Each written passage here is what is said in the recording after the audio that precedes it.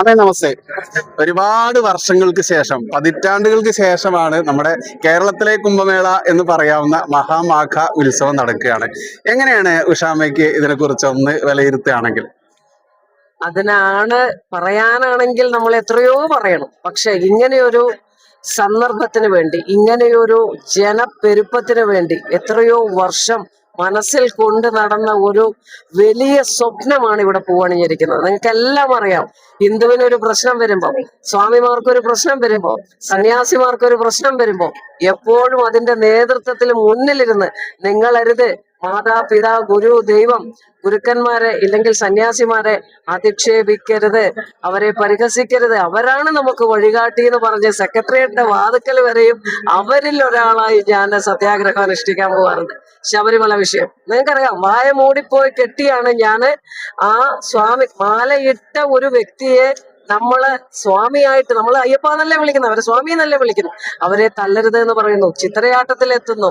എന്തിന് പത്മനാഭസ്വാമി ക്ഷേത്രത്തിന്റെ നിലവറ തുറന്നിട്ട് 50 രൂപയ്ക്ക് സ്വർണം എക്സിബിഷന് വെക്കണം എന്ന് പറഞ്ഞപ്പോ പോലും ഞങ്ങൾ 24 പേര് കന്യാകുമാരിയിൽ നിന്ന് കാസർഗോഡ് വരെ രഥമുണ്ടാക്കി പത്മനാഭസ്വാമി ക്ഷേത്രത്തിന്റെ മോഡൽ ഉണ്ടാക്കി ഞങ്ങൾ വന്ന് 10 ലക്ഷം ഒപ്പ് ശേഖരിച്ച് നമ്മൾ സുപ്രീം കോടതി ഇവിടെ നമ്മുടെ മണ്ണാർശാല 8 ക്ഷേത്രകുളത്തില് കക്കൂസ് വെച്ചിടുമായിരുന്നു. എല്ലാവരോടും അവര് പറഞ്ഞു, ആരും അത് നിർത്തിയില്ല. ലാസ്റ്റ് എന്നെ വിളിക്കാണ്, അമ്മ എന്താ ചെയ്യാ മോനെ, അവിടെ ഒരു ഉണ്ണാവൃതം വെക്കൂ. ഞാൻ അവിടെ പോയി അവരോട് പറയുന്നു, ഇരിക്കുന്ന കൊമ്പ് മുറിക്കല്ലേ. സനാതന ധർമ്മം ഇന്നും ഇന്നലെയും ഉണ്ടായതല്ല, ദശലക്ഷം വർഷങ്ങൾക്ക് മുമ്പേ ഈ ധർമ്മം ഇവിടെ ഉണ്ട്. അത് അന്യം നിന്ന് പോകാതിരിക്കാൻ നമ്മളാൽ കഴിയുന്നത് ചെയ്യണം. നിങ്ങൾ ഈ ക്ഷേത്രകുളത്തിൽ കൊണ്ടുവന്നിട്ട് ഈ മല വിസർജനം ഇടുക, ഇവിടുത്തെ കണ്ടൽക്കാടുകൾ നശിപ്പിക്കുക, ഇവിടുത്തെ സർപ്പപ്പുറ്റ് നശിപ്പിക്കുക, ഇതൊക്കെ ചെയ്യുമ്പോൾ വെള്ളത്തിന്റെ സ്രോതസ്, ശുദ്ധജലം പോകും, ശുദ്ധവായു പോകും. അങ്ങനെ ഇവിടെയെല്ലാം മരുഭൂമിയായി മാറും. നിങ്ങൾ ഇരിക്കുന്ന കൊമ്പ് മുറിക്കരുത്, നമുക്ക് ശേഷം പ്രളയമല്ല എന്ന് അവരെ പറഞ്ഞ് ബോധ്യപ്പെടുത്തി, നിങ്ങളിൽ ആരെങ്കിലും തന്നെ ആയിരിക്കും ഇത് ചെയ്യുന്നുണ്ടാകുക, അബദ്ധം പറ്റിയായിരിക്കും, എനിക്ക് സാരമില്ല, നിങ്ങൾ ഇത് നിർത്തണം എന്ന് പറഞ്ഞ് അത് നിർത്തിച്ച് ഇങ്ങനെ ഒരു സന്ദർഭം വന്നപ്പോ ഞാനിവിടെ സ്വാമി മഹാമണ്ഡലേശ്വർ ഭാരതി രാജ അദ്ദേഹത്തെ വിളിക്കുന്നു. അപ്പൊ എന്നെ പലരും വിളിച്ചു, അമ്മേ ധർമ്മം അവിടെ നടക്കാൻ പോകുമ്പോ സന്യാസി സമൂഹം, അമ്മ ഇപ്പൊ ദീക്ഷ എടുത്ത ആളാണ്, ധർമ്മത്തിന് വേണ്ടി സന്യാസ സമൂഹം അവിടെ വേണ്ടേ, അമ്മ എന്തുകൊണ്ട് പോണില്ല എന്ന് ചോദിച്ചു. അപ്പൊ ഞാൻ എന്ത് ചെയ്യുന്നു, അങ്ങനെ നമ്മളെ ഒരു വൈറ്റ് ക്ലബ്ബിൽ ഉണ്ടായിരുന്നു വരുന്നതിന്. പക്ഷെ ഞാൻ മഹാമണ്ഡലേശ്വരനെ വിളിക്കുന്നു, സ്വാമി ഞാൻ വരണമോ? വരട്ടെ. അയ്യോ ജയ് വരൂ. കാരണം അപ്പോഴും ഞാൻ ചോദിച്ചു, എങ്ങനെയാണ് നമുക്കിവിടെ താമസ സൗകര്യം എന്തെങ്കിലും വരൂ, നമുക്ക് നോക്കാം. ഇവിടെ ദേവസ്വം ബോർഡിന്റെ ഏറ്റവും മുകളിലുള്ള ഹാള് അവര് സ്വാമിമാർക്ക് വേണ്ടി തന്നു. ഭക്ഷണം ഉണ്ട് 3 നേരം. അതേപോലെ തന്നെ നമുക്ക് കുളിക്കാനും പ്രാഥമിക കാര്യങ്ങളൊക്കെ നടത്താൻ മുകളിൽ സൗകര്യമുണ്ട്. ഇതൊക്കെ ഇരിക്കട്ടെ, ഈ മാഘ മഹോത്സവം 271 വർഷങ്ങൾക്കിപ്പുറം ഇതിന് തുടക്കമിട്ടത് തന്നെ 2016 നമ്മുടെ ദിനേശ് തിരൂർ എന്ന് പറയുന്ന ഒരു മനുഷ്യനാണ്. അദ്ദേഹം എഴുത്തുകാരനും റിസർച്ച് ചെയ്യുന്ന, അതായത് ഏറ്റവും കൂടുതൽ നമ്മുടെ ശ്രീചക്രത്തെ പറ്റിയൊക്കെ റിസർച്ച് ചെയ്യുന്ന ആളാണ്. അതെനിക്ക് പണ്ടേ അറിയാവുന്നത്. അപ്പൊ അദ്ദേഹം ഇതിനെ പറ്റി റിസർച്ച് ചെയ്ത് അവർ ചെറുതായിട്ട് ഇവിടെ നടത്തിക്കൊണ്ട് വന്നിരുന്നു.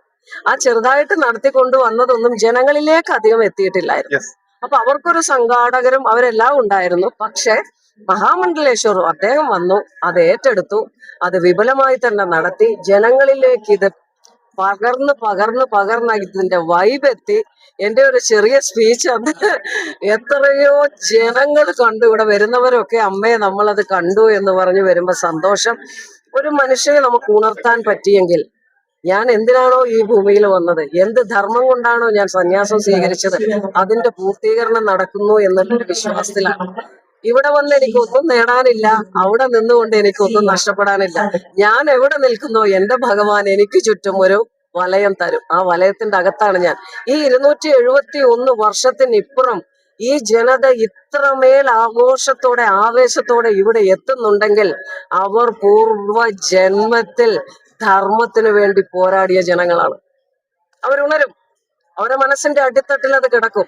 ഇങ്ങനെ ഒരു സംഭവം നടക്കുമ്പോ ആദ്യമൊക്കെ അവർക്ക് തന്നെ ഒരു ഉൾവിളി ഉണ്ടായിരുന്നു, പോണോ വേണ്ടയോ, അത് ശരിയാവൂ എന്നൊക്കെ. പക്ഷെ കാശിന്നൊക്കെ കൊണ്ടുവന്നിരിക്കുന്ന ആരതി ഒഴിയുന്ന ആ ഒരു ഇതും അതെല്ലാം ചിട്ടയായി നടന്നു വന്നപ്പോ ഞാനാണ് സെക്രട്ടേറിയറ്റിൽ, ഞാനും കൃഷ്ണ എന്ന് പറയുന്ന കുട്ടിയും കൂടിയാണ് സെക്രട്ടേറിയറ്റിലെ ഇൻവിറ്റേഷൻ വെക്കാൻ പോയത്. അപ്പം മുതല് നമ്മൾ ഇതിന്റെ അകത്ത് ഇങ്ങനെ ഭാഗവാക്കായിട്ട് വരുന്നുണ്ട്. അപ്പോഴും എനിക്കറിയാം, ഞാൻ കൃഷ്ണയോട് പറഞ്ഞു, കൃഷ്ണ നാളെ ഇത് ബാൻ ചെയ്യും കേട്ടോ. പിറ്റേ ദിവസം രാവിലേക്ക് യെസ്. മാമാങ്കം നിർത്തി വെച്ചു എന്ന് പറഞ്ഞു. അപ്പൊ ഇതിങ്ങനെ നമ്മളെ, അതായത് അപ്പൊ ഗവൺമെന്റും ഇത്രയും ജനങ്ങളെ ഇവിടെ കൊണ്ടുവരാൻ കാരണഭൂതരാണ്. യെസ്. യെസ്. അത് പറയാതിരുന്നെങ്കിൽ ഇത്രയും വിജയം ഉണ്ടാവില്ലായിരുന്നു. അപ്പൊ പറഞ്ഞപ്പോ ഒരർത്ഥത്തിൽ അവരും കൂടെ ഇതിൽ ഭാഗമാക്കാണ്. എനിവേ എന്തോ ആകട്ടെ, ഭഗവാൻ ഇവിടെ ഇരിക്കുന്ന ബ്രഹ്മ വിഷ്ണു മഹേശ്വരൻ അതൊരു ട്രയാങ്കിൾ ആണ്. ഇതിന്റെ നടുക്കുള്ള ആ ഒരു ചുഴിയും സംഗമവും ഭുവനേശ്വരിയാണ്. ഇവിടെ നടക്കുന്ന, അതായത് 12 വർഷത്തിലൊരിക്കലാണല്ലോ ഇവിടെ മാമാങ്കം നടന്നുകൊണ്ടിരുന്നത്. ഈ 12 വർഷത്തിലൊരിക്കൽ തന്നെയാണ് നമ്മളവിടെ പിന്നെ മഹാ കുംഭമേള നടക്കുന്നത്. അപ്പൊ അതിന് രണ്ടിനും കണക്ഷൻ ഉണ്ട്. കണക്ഷൻ ഉണ്ടാകാതെ അത് നടക്കില്ല. പിന്നെ ഇവിടെ അവിടെ ഗംഗ യമുന സരസ്വതി ആണെങ്കിൽ ഇവിടെ നിളാനദി മുതൽക്കൊണ്ട് കുന്തിപ്പുഴ, പല നദികളെല്ലാം കൂടെ ഒരു 7 നദികളാണ് സംഗമിക്കുന്നത്. അതുകൊണ്ടൊക്കെ തന്നെ ആയിരിക്കും ഇതിന് ഭാരതപ്പുഴ എന്ന് പറയുന്നത്. അപ്പൊ ഭാരതപ്പുഴ എന്താണെന്ന് നമ്മൾ പഠിച്ചാൽ, ഓരോ പുഴകളെ പറ്റിയും നമ്മൾ അറിഞ്ഞാൽ, അതായത് നമ്മള് സരസ്വതി നദി അവിടുന്ന് കട്ടായി മുറിഞ്ഞാണ് പോണത്. പിന്നെ ആ നദിയെ നമ്മൾ പല സ്ഥലത്തും അണ്ടറിലെ കൂടെ ഒഴുകി അത് എത്തുന്നത് നമുക്ക് കാണാം. ഇതൊക്കെ ചരിത്രമാണ്. നമ്മൾ ഒന്നും ഉണ്ടാക്കിയതോ നമ്മൾ ഒന്നും കൂട്ടിപ്പറയുന്നതോ അല്ല. ഈ ചരിത്രം വീണ്ടും സടകുടഞ്ഞ് ഫിനിക്സ് പക്ഷിയെ പോലെ വന്നിരിക്കുന്നു. അതിൽ ഞാൻ ആത്മസംതൃപ്തിയിലാണ്. ഇവിടെ ഓരോ ആൾക്കാരും, ഇവിടെയുള്ള സംഘാടകരാകട്ടെ, വോളണ്ടിയേഴ്സ് ആകട്ടെ, പോലീസ് ആകട്ടെ, പട്ടാളക്കാരാകട്ടെ, ഇവിടുത്തെ മാതാ അമൃതാനന്ദമയി ദേവിയുടെ അടുത്തുനിന്ന് വന്നിരിക്കുന്ന ഹോസ്പിറ്റലാകട്ടെ, എല്ലാവരും ജാഗരൂകരായിട്ടുണ്ട്. അത് തന്നെയാണ് നമ്മുടെ വിജയം. ഇവിടെ ഫയർ എഞ്ചിൻ കിടക്കുന്നുണ്ട്. ഇവിടെ തഹസിൽദാർ വരെയും 24 മണിക്കൂർ ഇവിടെ ഉണ്ട്. അതൊരു നല്ല, ഈ 3-ാം തീയതി വരെ ഇതേപോലെ തന്നെ മുന്നോട്ട് പോയി ഇതിനൊരു നല്ല സമാപ്തി ഉണ്ടാകണേ ഭഗവാനെ എന്നുള്ള പ്രാർത്ഥനയാണ് ഇനി അങ്ങോട്ട്. ഇനി വരാനിരിക്കുന്ന ഒരുപാട് കുടുംബങ്ങളിൽ ഒരുപാട് ആളുകൾ ഉണ്ട് ഇവിടെ എത്തേണ്ടത്. അവരോട് എന്താണ് അമ്മയ്ക്ക് പറയാൻ? ഞാൻ കുംഭമേള അവിടെ ഉള്ളപ്പോ പറഞ്ഞതുപോലെ, നിങ്ങൾക്ക് എത്താൻ പറ്റിയിട്ടില്ലെങ്കിലും ഞാൻ ഇവിടെ കുംഭസ്നാനം ചെയ്യുമ്പോൾ 27 നക്ഷത്രങ്ങളിലുള്ള മനുഷ്യർക്കും ജീവജാലങ്ങൾക്ക് വേണ്ടി ഞാനൊന്ന് മുങ്ങുന്നുണ്ട്. അത് ചിലപ്പം നമ്മളിപ്പോ പൂജാരിയെ കൊണ്ട് പൂജ ചെയ്യിക്കുന്നു, പൂജാരിയെ കൊണ്ട് ഹോമം ചെയ്യിക്കുന്നു, അതേ ഫലം കിട്ടുമായിരിക്കും. അതൊന്ന് ചെയ്യുന്നുണ്ട്. അവരോട് പറയാനുള്ളത്, വരാൻ പറ്റിയില്ലെങ്കിലും സങ്കടപ്പെടണ്ട, TV തുറന്നു വെക്കുക. നിരന്തരം ഇതിനെപ്പറ്റി ഇവിടെ പ്രക്ഷേപം ചെയ്തുകൊണ്ടിരിക്കുന്നുണ്ട്. മാത്രമല്ല 2028 ഭഗവാന്റെ ഇച്ഛ നടക്കുമെങ്കിൽ അതിവിപുലമായി ഇവിടുന്ന്, ഇതിപ്പോ ഒരു പാലല്ലേ ഉള്ളൂ, കുറഞ്ഞത് ഒരു 10ഓ 15ഓ പാലം ഇതിലേ കൂടെ വരും. അതിന്റെ അപ്പുറത്ത് ഹട്ടുകൾ ഉണ്ടാവും. അതിന്റെ അപ്പുറത്ത് എല്ലാ സന്യാസിമാർക്കും എല്ലാ സൗകര്യങ്ങളും ഉണ്ടാവും. ആദ്യമായിട്ട് നടത്തുന്ന ബാലാരിഷ്ടത എല്ലാ സ്ഥലത്തും ഉണ്ടാവും.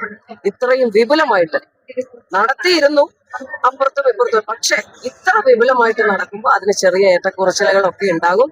അത് നമ്മളായിട്ട് ക്ഷമിക്കുക. അതുകൊണ്ട് മുന്നോട്ട് പോവുക. എല്ലാ ഭക്തരോടും ഞാൻ പറയുന്നു, സൃഷ്ടിസ്ഥിതി സംഹാരമൂർത്തികൾ ഒന്നിച്ച് നടമാടുന്ന ഇവിടെ ശക്തി ദേവിയുടെ പീഠങ്ങൾ ഇരിക്കുന്ന എല്ലാ സംഗമ ഭൂമിയായ ഈ മനോഹര ഭൂമി, ഇവിടെ യാഗങ്ങളും എല്ലാ സംഭവങ്ങളും നടന്നുകൊണ്ടിരുന്ന അത് തിരിച്ചു വരണം. ലോകാ സമസ്ത സുഖിനോ ഭവന്തു.